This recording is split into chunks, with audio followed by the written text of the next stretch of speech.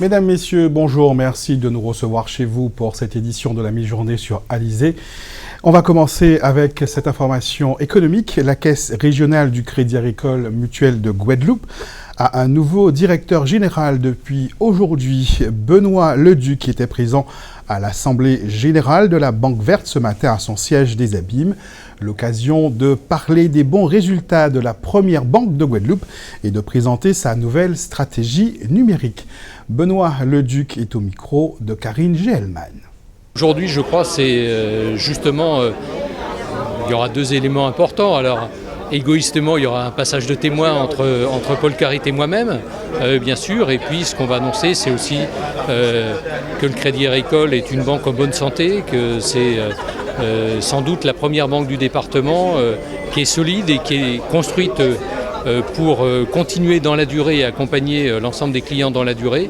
C'est véritablement notre vocation en tant que caisse régionale 100% guadeloupéenne et donc attachée véritablement au territoire de la Guadeloupe. Notre objectif, c'est véritablement de donner tous les moyens aux clients d'avoir un contact avec sa banque, que ce soit au niveau digital, au travers des smartphones, au travers d'Internet, au travers de l'utilisation des nouvelles technologies, ou alors avec son conseiller en agence. Et donc c'est le mix entre la partie digitale et la partie contact humain que nous allons mettre en œuvre et continuer de développer à la Caisse régionale de Guadeloupe.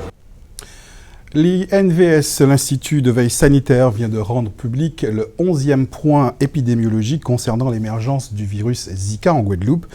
Aux Antilles-Guyane plus largement, Karine Géelman fait le point sur la circulation du virus chez nous. Guadeloupe sensible aux opérations anti-Zika. De nombreuses campagnes ont lieu partout en Guadeloupe, notamment sur les plages.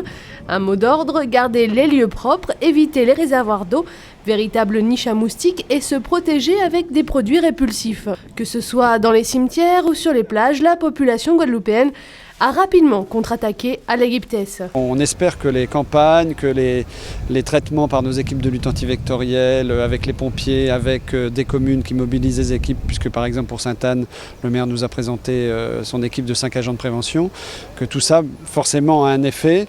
Ce qu'on a quand même constaté si on prend l'épidémie de chikungunya, c'est qu'il y avait un décalage de 3 mois entre la Martinique et la Guadeloupe. Donc l'épidémie en Martinique a démarré en janvier. Bon, là, on va arriver d'ici 3 semaines aux 3 mois. Ce qu'on constate, c'est que la progression, elle est lente, mais chaque semaine, on a toujours plus de cas. Donc, nous ne sommes pas en épidémie. Et là, je pense que ce sont ces actions de prévention qui doivent être renforcées. Au dernier point établi par l'ARS, la Guadeloupe cumule 134 cas confirmés biologiquement et 794 suspects. Parmi eux, 2 femmes enceintes et une forme neurologique myélite sont recensées. Entre 150 et 250 demandes d'analyse sont réalisées chaque semaine, un chiffre stable depuis le début de l'arrivée du Zika, et la progression de positivité au virus reste très lente. Les cas sont répartis sur 24 communes, sont épargnés Port-Louis, Le Moule, Pointe-Noire et Bouillante, Trois-Rivières, La Désirade et Cap-Esther de Marie-Galante. À noter chez nos voisins en Martinique et en Guyane, l'épidémie se poursuit et à Saint-Barthélemy, aucun cas n'a été identifié. Pascal Richard, le directeur général de l'Agence régionale de santé, était l'invité de notre journal hier soir. Avec lui, nous sommes revenus sur les risques de microcéphalie liés au virus Zika. Je vous propose de l'écouter. Il faut vraiment que les femmes enceintes se protègent contre le moustique. On va d'ailleurs avoir prochainement une livraison de moustiquaires imprégnés qui sont beaucoup plus efficaces que les moustiquaires pour repousser les moustiques. Donc éviter de se faire piquer, répulsif, éliminer les moustiques dans son environnement. Il y a des cas de femmes enceintes touchées par le Zika qui développent des microcéphalies, l'expérience brésilienne, l'expérience polynésienne, et aujourd'hui avec un cas en Martinique, on voit que ce risque ne doit pas être... on doit le prendre en compte. Donc la protection des femmes enceintes est prioritaire, et je dirais que si chacun se protège, c'est aussi pour protéger les femmes enceintes dans notre environnement. Mais la causalité directe entre le virus Zika et les microcéphalies? Écoutez, pour l'instant, c'est ce qu'avait dit la directrice générale de l'OMS. Il n'y a pas eu d'études épidémiologiques et scientifiques pour faire le lien entre microcéphalie et Zika, mais par contre, le nombre de cas de femmes enceintes touchées par le Zika qui ont développé des microcéphalies, et au Brésil, comme vous le savez, dans la mesure où l'avortement est interdit, l'IVG est interdite, il y a eu des femmes qui ont finalement mis au monde des enfants avec une microcéphalie. Donc ce lien, il est constaté en tout cas sur le terrain, même s'il n'est pas démontré scientifiquement. Le président de la République française, François Hollande, a décidé de renoncer à la réforme visant à intégrer la déchéance de nationalité dans la Constitution. Cette question de la déchéance de nationalité ne manque pas de faire réagir le personnel politique, mais également les citoyens guadeloupéens. Marion Bordier a recueilli quelques réactions face à cette décision présidentielle, pour le moins surprenante. La déchéance de nationalité, c'est pour faire quoi ? On enlève la nationalité à quelqu'un pour lui dire de rentrer chez lui ou de faire quoi ? On la donne et on l'enlève, c'est trop compliqué, c'est un sujet trop difficile, donc je pense que c'est pour ça qu'on a fait marche arrière. Je trouvais que c'était une mesure pas très utile, plutôt même inutile, et qui risquait de partager, discriminer les personnes. C'est une fausse solution. L'intérêt pour moi, c'est d'aller frontières et puis au niveau des investigations internes, mieux ficher les gens, échanger les données au niveau européen, anticiper sur les radicalisations, surtout sur les jeunes, et vérifier toutes les frontières, tout ce qui passe, ne serait-ce qu'au niveau des passeports, au niveau des déplacements. Ce serait beaucoup plus intéressant que d'attendre que cette personne fasse une attaque terroriste. Ces terroristes, ils se moquent parfaitement qu'ils soient français ou pas. Au cas aussi, ils ont perdu la nationalité française, ils iront dans leur pays d'accueil, là ils ont reçu leur formation de terroristes et ils seront à l'aise, d'autant qu'ils sont considérés comme des super-hommes. Quelle que soit l'opposition par rapport à l'État français, ces gens-là, il ne faut leur faire aucun cadeau. Moi, c'est ça que je voulais. C'est qu'on ne plie pas par rapport à ces gens-là. Je pense que la déchéance de nationalité pour des gens qui sont contre notre pays, qui sont contre la France, on se doit d'annuler tout ça. On se doit de renvoyer tous ces gens-là qui sont contre la France, en fait. Une délégation d'élus locaux participe depuis hier à la 13e conférence de coopération régionale anti-Guyane qui se déroule à Cayenne. Pour les représentants des 3 DFA et des COM de Saint-Martin et Saint-Barth, il s'agit de faire le point sur la possibilité d'adhésion de leur collectivité aux organisations de la grande région. Une équation difficile pour des collectivités qui sont intégrées à l'Union européenne, selon Georges Paulangevin, présente à cette rencontre. C'est comme quand vous êtes marié à une femme, vous ne pouvez pas être marié à une autre. Voilà. Donc il faut trouver des moyens de faire en sorte que l'appartenance à un ensemble, qui est l'Union européenne, qui apporte beaucoup, me semble-t-il, aux collectivités françaises des Amériques, puisse être compatible avec la coopération avec d'autres ensembles. Parce que dans les autres ensembles, de la même manière, il peut leur sembler singulier d'intégrer des gens qui font partie de l'Europe. Donc, si vous voulez, aujourd'hui, petit à petit, on avance, comme vous voyez, d'une manière très méthodique. Pas après pas, organisation après organisation, parce que chaque organisation de la Caraïbe a sa propre logique. Par conséquent, il faut qu'on voit à chaque fois comment ça fonctionne et comment on peut faire pour que la collectivité puisse en faire partie. Parmi les représentants de la Guadeloupe, le président de région Harry Chalus, qui espère que cette rencontre interrégionale ne se limite pas à de grands discours. Je vous propose de l'écouter. Trop de grandes messes, trop de paroles et peu d'action. Je pense que la loi de Chimé passera. Bon, c'est une bonne loi. La seule chose, elle est un peu trop encadrée par l'État. Il faut qu'elle soit un peu plus libre. Et par la suite, nous allons prendre des mesures. Mais je n'attends pas pour la Guadeloupe, j'attends vraiment pour nos 3 départements, enfin, régions, territoires, Guadeloupe, Martinique, Guyane, qu'il y ait plus de coopération avec les pays de la Caraïbe. Il n'est pas normal qu'aujourd'hui, je prends un exemple. Je me rappelle très jeune, je le disais, que la Guyane, la Martinique et la Guadeloupe sont peut-être les 3 à l'époque département région qui ne parlent pas anglais. C'est pas normal, nous sommes dans un territoire où tout le monde parle anglais. Il n'est pas normal qu'on n'ait pas plus de coopération avec de nos entreprises pour pouvoir faire des échanges, permettre à nos jeunes de partir, de venir travailler, même pour les études, des difficultés. À nos jeunes aussi pour les études, pour trouver un logement. Donc je pense que si on est plus rapprochés, aujourd'hui nous avons des représentants, notamment la Guadeloupe, par le CTIG dans des pays de la Caraïbe, je pense qu'on va accélérer les choses.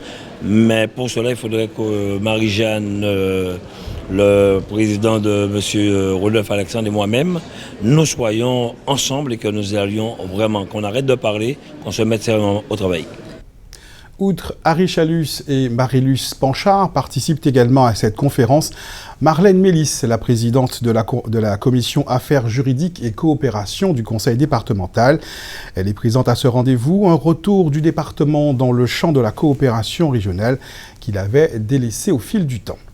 C'est l'occasion pour nous de rester dans la grande région et de faire un tour d'horizon de l'actualité. Nous ferons escale à Sainte-Lucie qui connaît une flambée de viols récemment.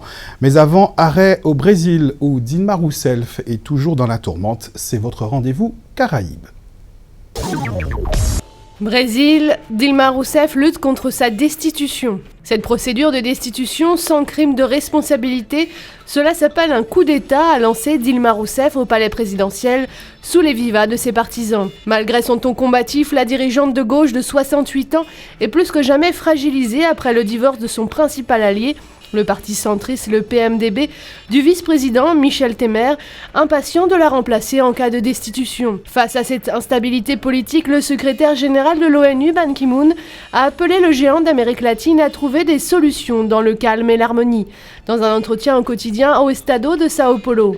Dans un pays coupé en deux, chaque camp œuvre en coulisses pour convaincre les députés, un à un, avant le vote prévu mi-avril, affaire à suivre.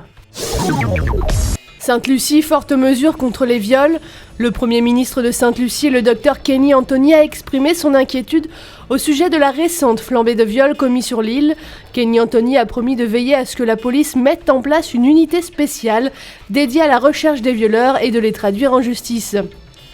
Il propose en outre que les victimes n'aient plus à apporter des preuves déshumanisantes et traumatisantes devant les juges et jurés des juridictions pénales. Le Premier ministre demande que les autorités étudient la possibilité de créer des sex lists sur lesquelles seraient répertoriés les délinquants sexuels. Cette mesure existe déjà dans d'autres pays et aurait des résultats avérés. Kenny Anthony pense que les lois les plus sévères ne suffisent pas et qu'il faut maintenant chercher d'autres solutions. Le déterminisme du Premier ministre de Sainte-Lucie a été salué par le Comité contre les crimes sexuels des Caraïbes, qui se dit disposé à l'accompagner dans la mise en œuvre de ces différentes mesures. Jamaïque, une reine Rastafari. Une Jamaïcaine est maintenant reine du Iwo, au royaume du Nigeria, après son mariage avec le roi Abdul Rashid Adewale Akembi. Chanel est la fille du chanteur de reggae Rastafari Luloshin, plus connu sous le nom de Bobo Zaro. La nouvelle reine a informé être très honorée de représenter la Jamaïque en Afrique.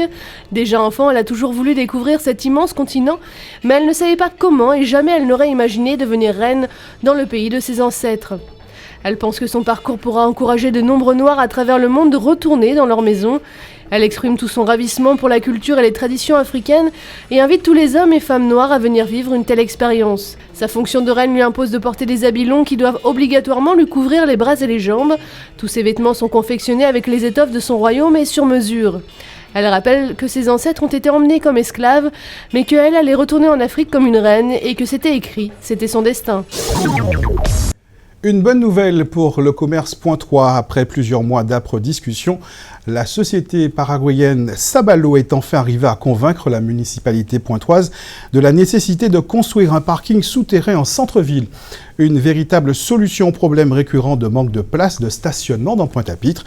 Une véritable bouffée d'air également pour les commerces pointois dont l'activité est étroitement liée à la capacité d'accueil du centre-ville. 150 places pourrait être livré d'ici la fin de cette année, selon les porte-paroles de cette entreprise spécialisée dans ce type de construction.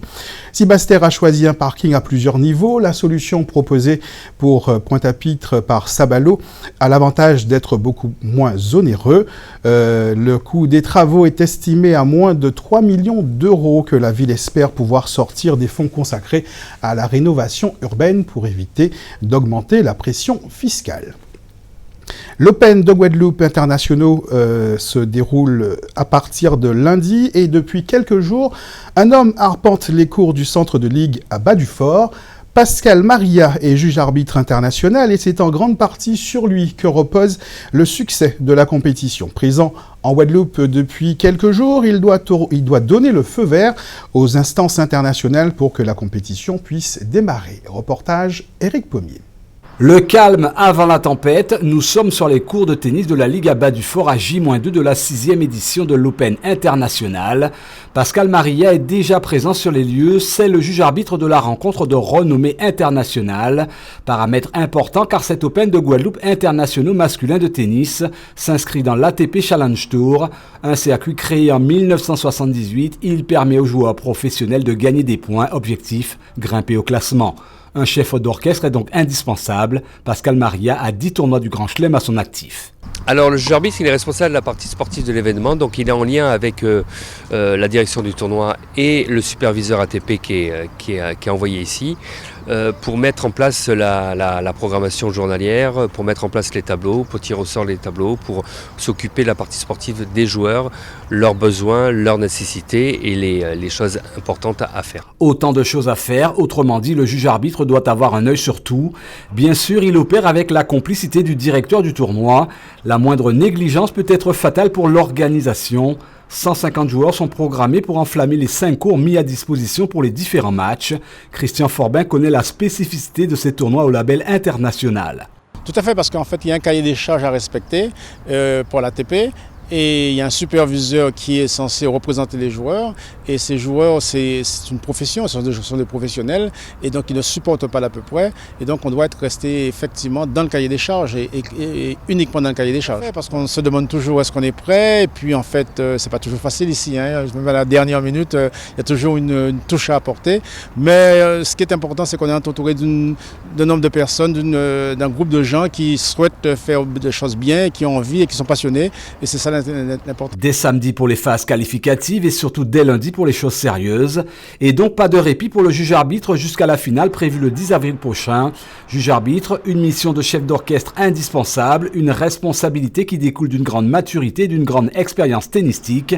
Juge-arbitre, c'est quand même anticiper quelques déconvenues. L'appui.